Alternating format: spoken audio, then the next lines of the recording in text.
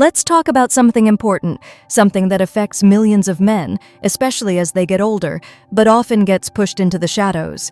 Have you ever stopped to really think if some of your most private, everyday habits might be quietly impacting a crucial part of your health, specifically your prostate? And yes, I'm talking about something as common, as routine, and let's be honest, as often unspoken as masturbation. Could this very simple act, something many men do without a second thought, actually hold more significance for your long-term well-being, particularly your prostate health, than you've ever imagined? What if the frequency, or even taking a break from it, could be subtly influencing your risk factors down the road? The answers might genuinely surprise you, and frankly, it's a conversation that's long overdue. We get bombarded with health advice about diet, exercise, heart health, but this? It often stays hidden, wrapped in awkwardness or outdated myths. But ignoring it won't make it go away. So, right off the bat, I want to ask you something, and please be honest in the comments below. Just a simple yes or no. Is prostate health and how your personal habits might affect it something you've ever openly discussed with a doctor or even close friends? Let me know, yes or no, down below. Your answers help us all see how common or uncommon these conversations really are. Now, why all this focus on the prostate? Well, this little gland, maybe only the size of a walnut, plays a huge role in a man's life. It's essential for reproductive function, producing the fluid that nourishes and transports sperm. But just as critically, it sits right around the urethra. That's the tube carrying urine out of your body. And that location is key. As men age, changes in the prostate are incredibly common. It can enlarge, sometimes pressing on that urethra, leading to those frustrating symptoms many older men know all too well. Trouble starting or stopping urination, a weak stream, feeling like you still have to go even when you just went, or waking up multiple times a night. Does any of that sound familiar? These aren't just minor annoyances, they are signals. They can seriously impact your quality of life, your sleep, your confidence. And left unchecked, prostate issues can sometimes develop into more serious conditions like BPH. That's benign prostatic hyperplasia, the non-cancerous enlargement, or even, unfortunately, prostate cancer. So, understanding how our lifestyle, including our sexual habits, interacts with this gland isn't just curious information. It's fundamentally important for proactive health decisions. This brings us squarely back to that central question, the one likely lingering in the back of many minds. Can masturbation, the frequency, the act itself, genuinely influence your prostate health? Let's cut through the noise and the misinformation that often clouds this topic. It's rarely a simple yes or no answer. The reality is far more nuanced, layered, and honestly, it can even change depending on your age, your overall health, and yes, how often you engage in the act. First, let's look at the potential positives that science has been exploring. Some studies, particularly looking at older men, suggest that regular ejaculation, whether through masturbation or partnered sex, might actually be supportive of prostate health. How? Well, the main theory revolves around a kind of flushing mechanism. Think about it like this. The prostate produces fluid. Regular ejaculation helps to clear out that fluid, potentially removing substances that might otherwise build up over time, things like inflammatory byproducts or cellular waste. It's almost like regularly clearing out old pipes in your house to prevent buildup and blockage. Does that make intuitive sense? By keeping things moving, you might be helping to maintain a healthier internal environment within the gland. Some researchers believe this regular clearing out could even reduce the risk of certain issues, possibly including inflammation, or even lowering the odds of developing prostate cancer later in life, though more research is always needed. For men over 50, this idea of a protective maintenance task is pretty compelling, isn't it? It suggests that regular sexual release, far from being harmful, could be a small part of a healthy aging strategy for the prostate. But, and this is a significant but, here's where the picture gets more complex, and where we need to inject some serious nuance and avoid overly simplistic takeaways. While frequent ejaculation might offer benefits, especially for older guys, it's definitely not a one-size-fits-all prescription. Some research, often debated and not fully conclusive, has raised questions about very high-frequency masturbation, particularly during adolescence or young adulthood. Could excessive frequency in younger years potentially correlate with a slightly increased risk of certain types of prostate cancer later on? The data here is murky, often conflicting, and certainly not settled science. Why the potential difference?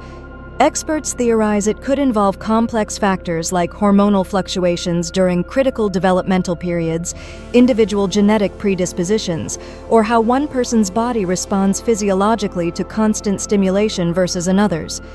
It's a stark reminder that our bodies don't all follow the exact same rulebook. Now, my personal take on this is where caution is essential. We see headlines or online chatter latching onto preliminary findings, sometimes creating unnecessary fear or confusion. The absolute key here, in my opinion, isn't about hitting some magic number of ejaculations per week or month, or worrying excessively if you fall above or below some arbitrary average. It's about balance and listening to your own body. What feels natural and healthy for you? Are your habits causing you distress, interfering with your life, or feeling compulsive? Those are more important indicators than trying to match a statistical curve. Extremes in any health behavior are rarely optimal. Too little activity isn't good, but sometimes too much of even a good thing can have unforeseen consequences. So, how do you navigate this complex landscape? Moderation seems to be the most sensible approach.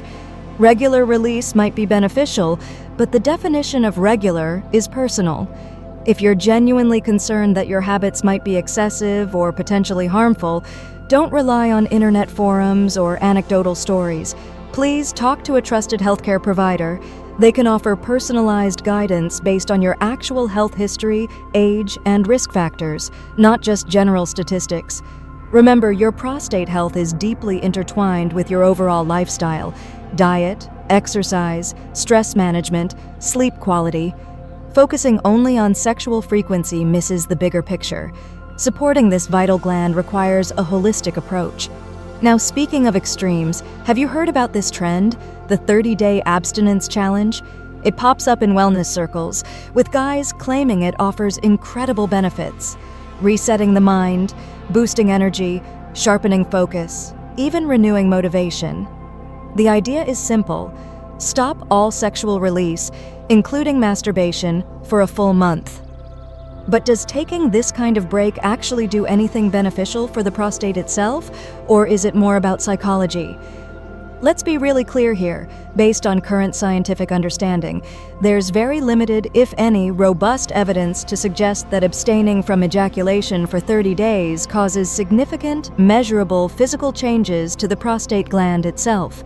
Claims that it somehow heals or fundamentally alters the tissue in that time frame. Frankly, the science just doesn't back that up strongly.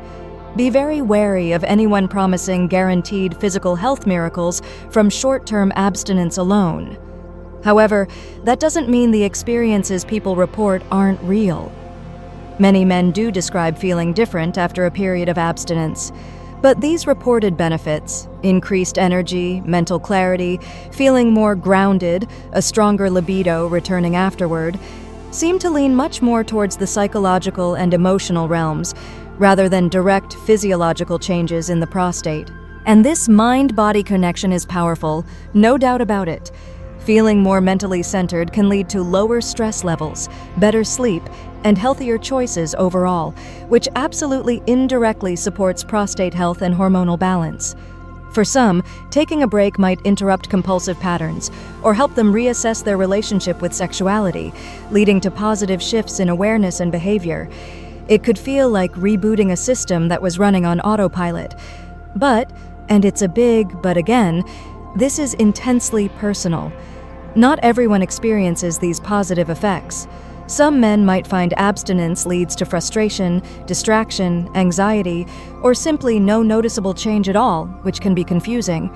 Your age, hormone levels, baseline mental state, relationship status, and overall lifestyle drastically influence how you'll react. There's no universal outcome. So, my perspective on the 30-day challenge? Think of it less as a medical intervention for your prostate and more as a potential experiment in self-awareness. If you're curious, approach it that way. Observe yourself without judgment. What do you notice?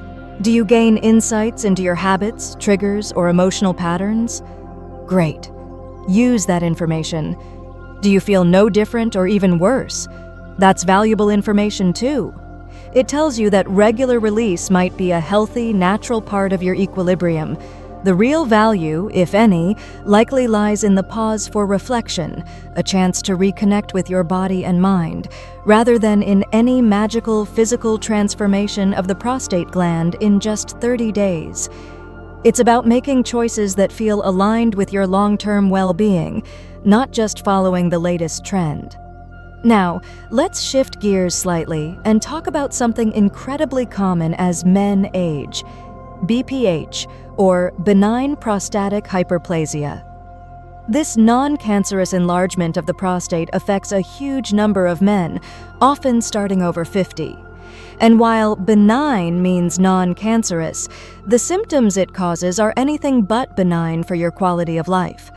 Remember how the prostate wraps around the urethra? When it gets bigger, it starts to squeeze that tube. And the result?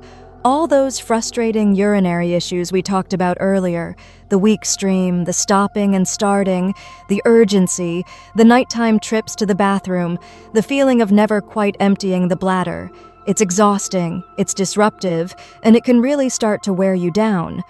But the impact of BPH often goes beyond just urination, touching on an area many men are hesitant to discuss: sexual function.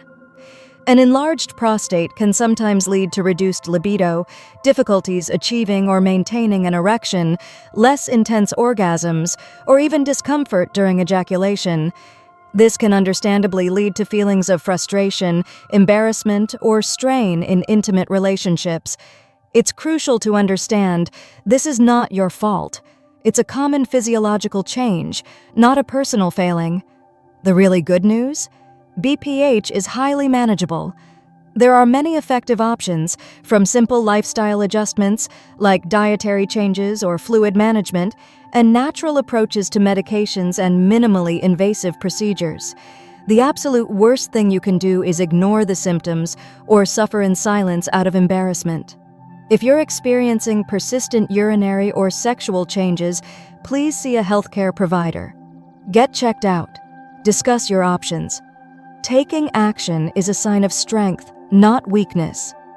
Early intervention can prevent complications, improve your symptoms dramatically, and help you regain control and confidence. Don't let BPH dictate your life. Proactive care makes a world of difference. Okay, let's revisit that connection between ejaculation frequency and the risk of prostate cancer. This is probably one of the most debated and scientifically intriguing areas in men's health. Does ejaculating more often protect you, or could it, in some situations, potentially increase risk? As we touched on, several studies, especially involving middle-aged and older men, have hinted at a reduced risk of prostate cancer linked to higher ejaculation frequency. The flushing hypothesis is the leading theory here. Regularly clearing out the prostate might remove potential carcinogens or reduce inflammation, factors thought to contribute to cancer development. It's like keeping that internal plumbing clean and flowing. However, it's absolutely critical to repeat: this isn't a universally confirmed slam dunk. The evidence is suggestive, not definitive. And, as mentioned, some studies looking at younger men or extremely high frequencies have yielded mixed or even contradictory results, suggesting a possible link to increased risk for certain aggressive cancer types in specific contexts. What does this tell us? It likely screams individual variability. Genetics play a huge role in cancer risk. Your overall health, your diet, your exposure to environmental toxins, your hormone levels, all these factors create a complex picture. A certain frequency of ejaculation might interact differently with the biology of a man with a strong family history of prostate cancer compared to someone with no genetic predisposition. My strong opinion here? Please do not get fixated on chasing a specific number of ejaculations per month based on conflicting study headlines. That's missing the forest for the trees. Your overall lifestyle choices, maintaining a healthy weight, eating a balanced diet rich in fruits and vegetables, regular exercise, not smoking, managing stress, likely have a far greater impact on your overall cancer risk, including prostate cancer, than your exact ejaculation frequency. Focus on the big rocks first.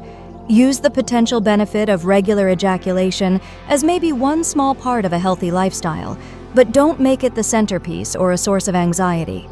If you have genuine concerns about your prostate cancer risk due to family history or other factors, the answer isn't to obsess over ejaculation frequency.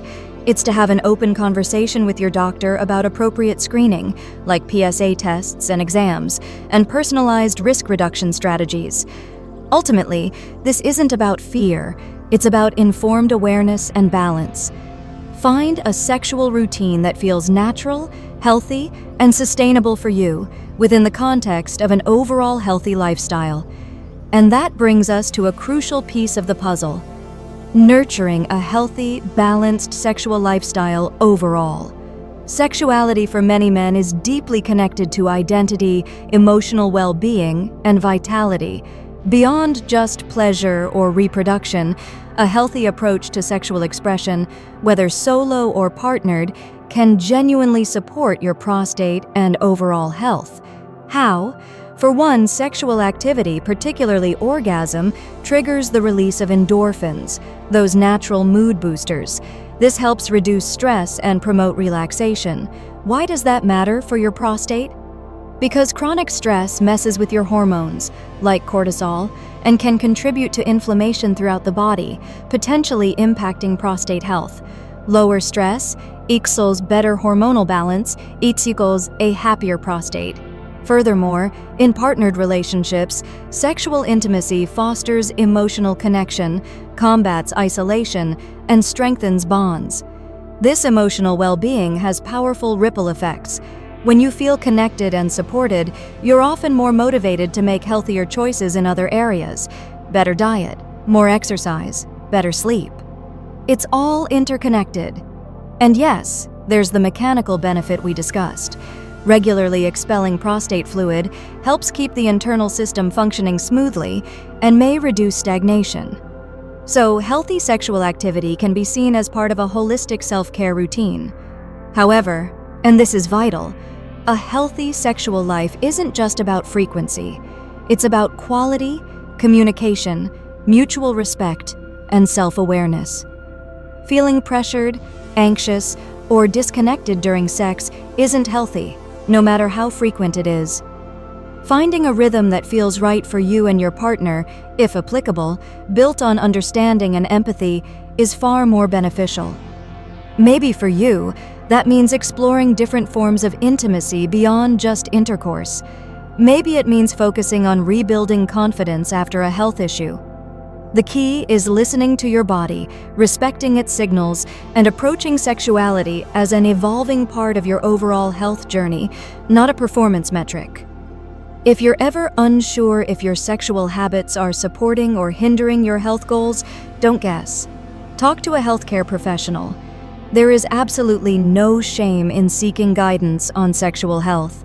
It's as important as heart health or lung health. So, as we bring this important conversation to a close, let's take a moment to really let it sink in. Your prostate health isn't just some random thing that happens to you. It's something you actively participate in maintaining every single day through your choices and your awareness. We've looked at the vital role of this small gland.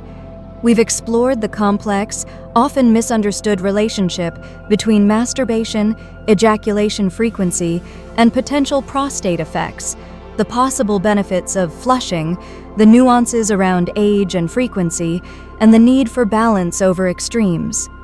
We've touched on the psychological versus physical aspects of abstinence challenges. We've acknowledged the reality of BPH and stressed the importance of seeking help. And we've tried to cut through the noise surrounding ejaculation frequency and cancer risk, emphasizing a holistic view. What's the single biggest takeaway from all of this? For me, it boils down to awareness and moderation. Don't ignore your body's signals. Don't fall for simplistic answers or extreme trends. Listen to your body. Understand that your health journey is unique. What works for one man might not work for another. Maybe regular ejaculation feels like a healthy part of your life and potentially offers some protective benefit. Great. Maybe you find periods of lower frequency or abstinence help your mental focus without expecting physical miracles. That's valid too. The goal is to make informed choices that genuinely support your overall well-being, physical, mental, and emotional. Your prostate health isn't something to fear, but it absolutely demands respect and attention. By nurturing it through balanced habits, awareness, regular checkups when appropriate, and a healthy overall lifestyle, you're not just protecting one small gland. You're investing in your energy, your confidence, your relationships, and crucially, your long-term quality of life. You deserve to feel strong, healthy, and vital for years to come. Final question for the comments. After hearing all this, what's one thing, maybe a habit, a mindset shift, or a conversation you plan to have, that you'll focus on more regarding your health moving forward? Share it below. Let's learn from each other. If you found this discussion valuable, insightful, or empowering, please give this video a thumbs up, subscribe to the channel if you haven't already, and consider sharing it with other men in your life who might benefit from this conversation. Your support truly helps us spread awareness and tackle these important topics openly and honestly. Thank you so much for watching, for engaging, and for taking this step towards prioritizing your health. Remember, the journey starts with awareness and action. Take care of yourselves.